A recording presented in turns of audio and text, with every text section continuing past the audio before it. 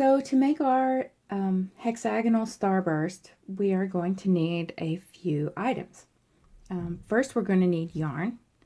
I'm working in worsted weight today, and worsted weight is a 4-ply yarn. It's kind of the middle of the road yarn, and it'll either be labeled worsted like this, or in this brand, if you turn to the side, it'll have like a little diagram, and it'll tell you what size of hook to use, and it'll give you care instructions.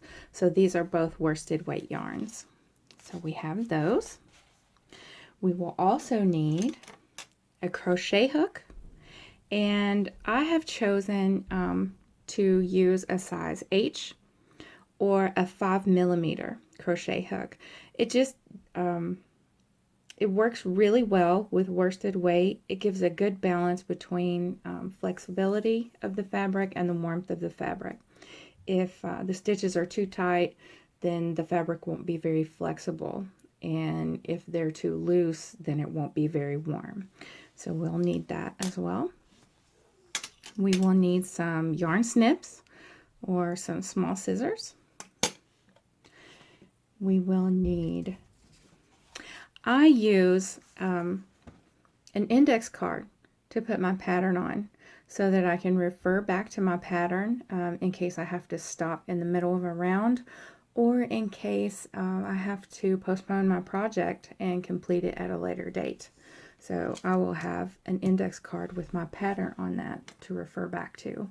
And also I keep a pen around because you never know when you're going to need to make a note. We will also need some yarn needles or darning needles to finish weaving in the ends, and we'll talk more about that later. So those are some of the items that you'll need to get this project done. So let's get started with our first hexagonal starburst. We are going to begin, tie a slip knot. This is how you start all crochet projects. So in order to do this, you just wrap around, you take your yarn, pull it through the back, and you'll grab it, and you will grab the tail end as well, and you will pull that through, and that is your slip knot. So we insert our hook from front to back, and then we'll draw that up onto our hook. So our first step is to chain 4 and slip stitch the 4 chain into the ring. Now you never count your slip knot, so we will chain 4. To do this, we're going to use kind of a pendulum motion. We're going to swing back, pick up our yarn, grab it in the hook, and pull it through our loop, and that is 1 chain. 2, 3, and 4. And now we will slip stitch this closed into a circle. And there you go. There's your circle. So to begin our first round, we are going to chain 3 because we're using a treble stitch. 1, 2, 3. Now, a treble stitch is not very prevalent these days. It's a very long stitch. It's kind of decorative and lacy. So I will demonstrate a treble for you real quick. First, we pick up our yarn. We're going to crochet directly into the center of our loop. Okay, so we have 3 strands of yarn on our hook. We're going to loop again, 1, and then we're going to take it through 2, and then we will take it through again. for a total of 3 stitches upward to make 1 treble stitch. So now we have our first treble, and now we need 10 more for this round. So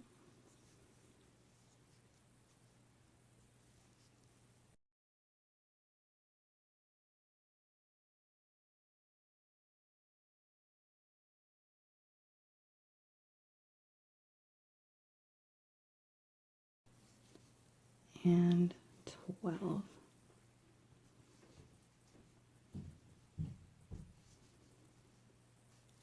And to finish this round, we are going to slip stitch this closed.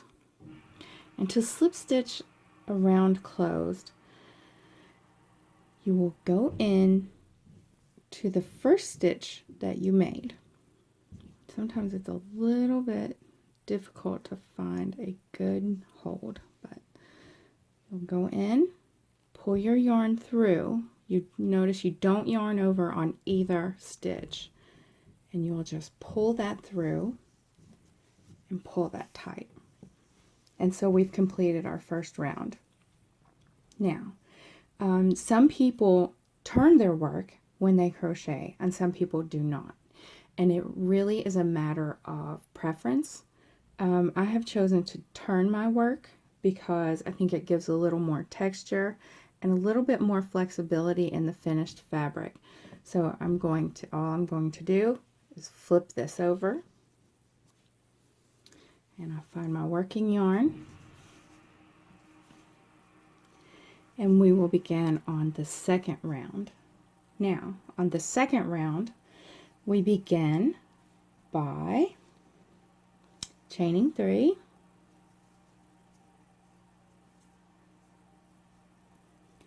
and then we are going to triple crochet into the same space. So 1, 2, 3, and that's my treble. And in effect, this is going to make a double treble crochet in the same space. And we are going to do that for each of the other spaces in the rest of this round. So we're working into our spaces. We find the space between our next stitch, and we are going to do 2 treble crochets into this space.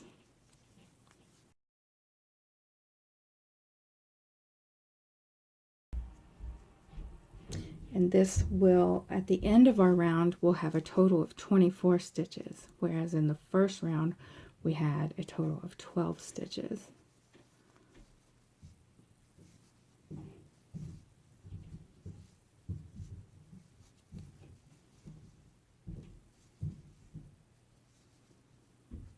And I'm just going to go ahead and finish this round up because it's all the same. We're just going to do double trebles in each space between each of our stitches.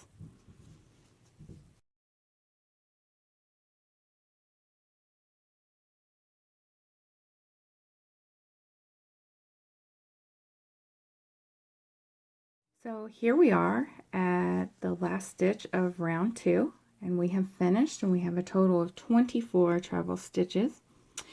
And we are going to slip stitch this work closed. Just grab that and pull it through here as well. And this is a little extra. We are going to change colors. Now, in order to change colors, you notice we have our loop pulled up good and high. All we're going to do, snip that.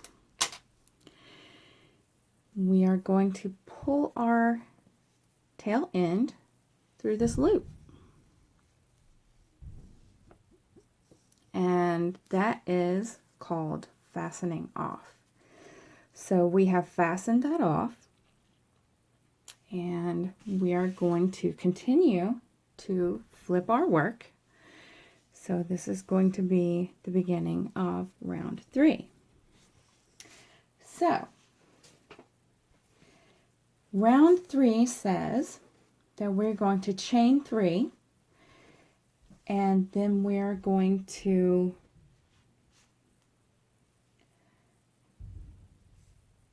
triple crochet into each space.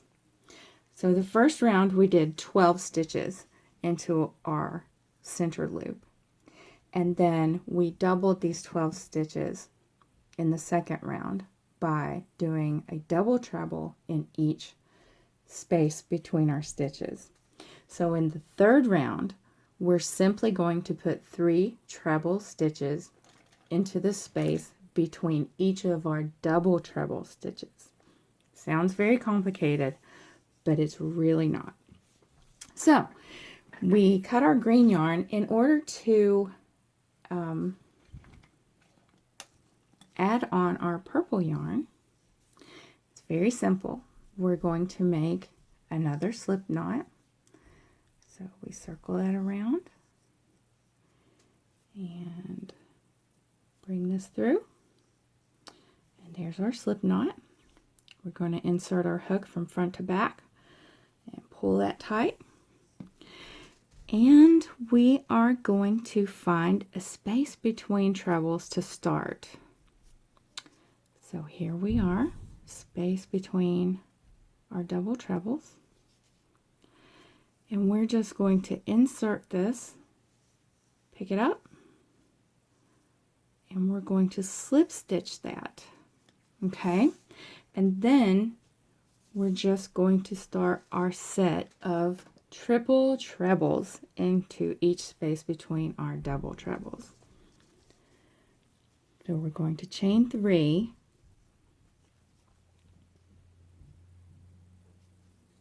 and then we're going to do 2 more trebles into this space.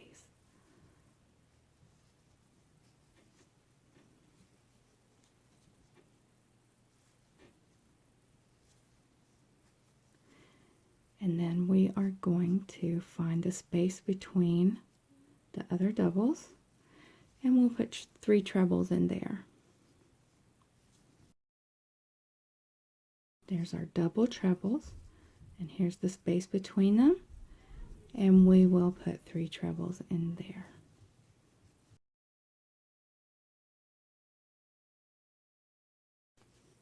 So see, we have 2 stitches, 2 stitches, 2 stitches, and the next row we will have 3, 3, 3, and they're all worked into the spaces between the stitches. So I'm just going to continue this work on around and finish up round 3.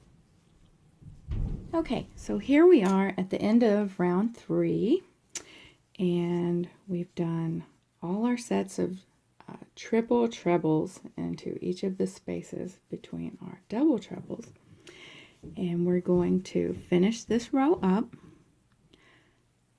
by slip stitching the ring closed, just as we did before, and then we're going to turn our work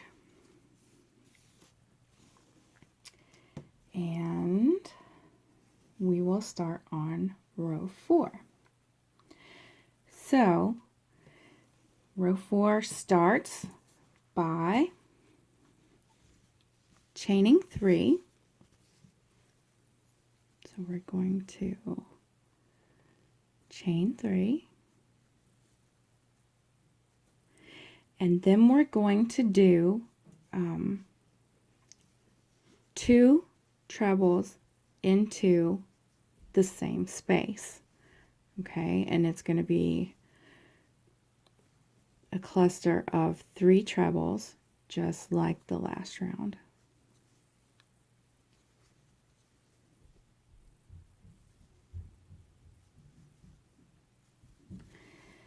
And what we're making here are sides. If you look at this one, this example, you have a side that consists of 3 sets of triple treble stitches, and then there's a corner. So in order to make the corner, you chain 2 between. So we have our first set of 3 trebles, so we need 2 more before we put our corner.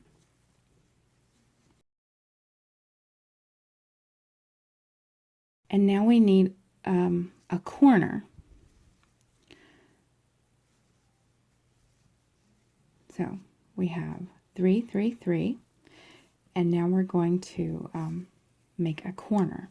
And in order to make a corner, all you're going to do is chain 2.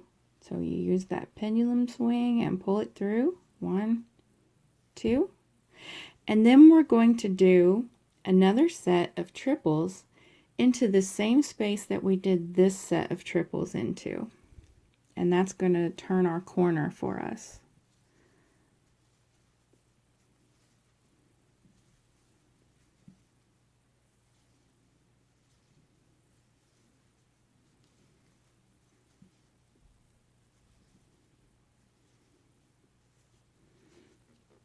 You can kind of see how that makes our corner, but let's go on.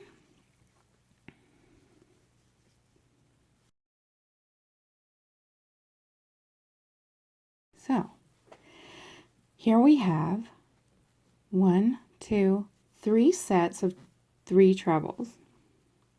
So we need another corner. So we're going to chain 2, 1, 2, and then do another set of 3 in the same space as this set of 3, and that will turn our corner for us.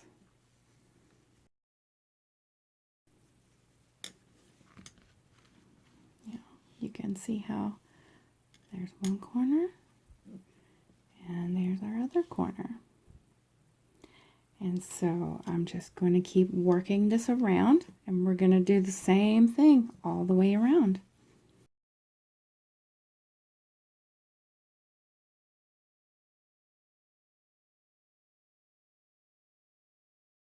Okay, so here we are, and we're about to do the last pod of 3 trebles, and then we're going to have to turn a corner right before we end our work to make everything uniform.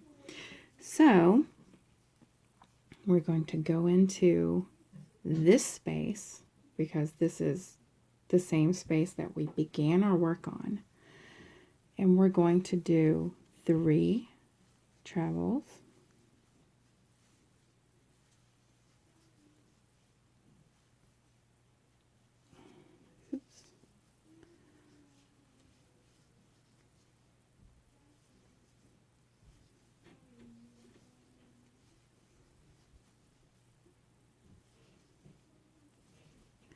and in essence this is a corner because we have 3 corner, 3 corner, and it just so happens that we're going to end on a corner. So we can't leave out our double chain. So we're going to chain 2, and then we are going to slip stitch our work closed. So here we go.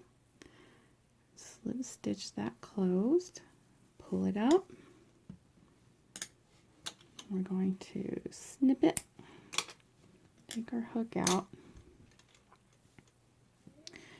and then pull the tail through. So here we are with our completed hexagonal starburst, but we're not quite finished because, as you can see, we have a lot of strings where we changed colors, where we began, and where we ended.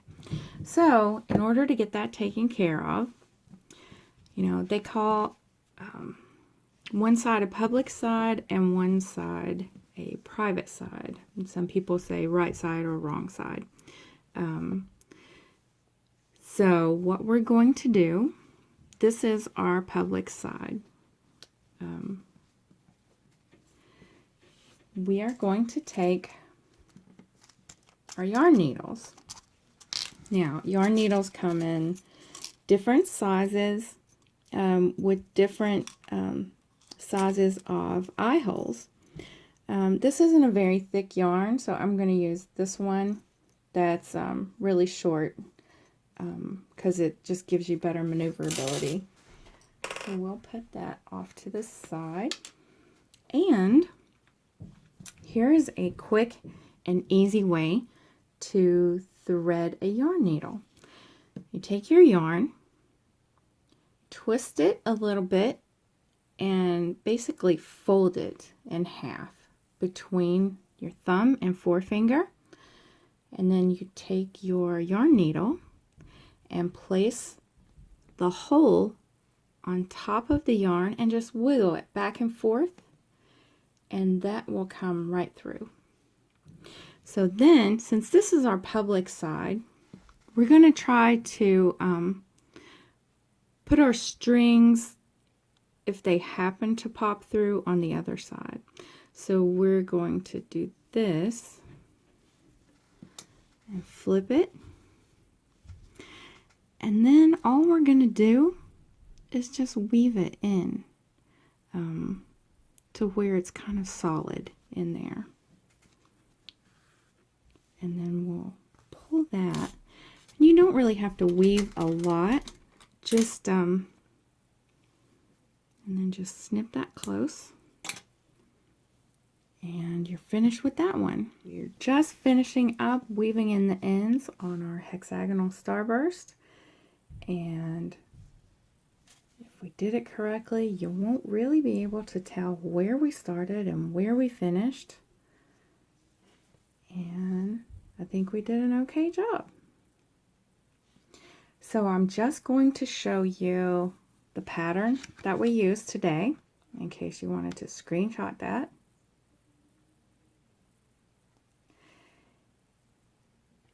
And if you have any questions, please feel free to leave them in the comments. Thanks.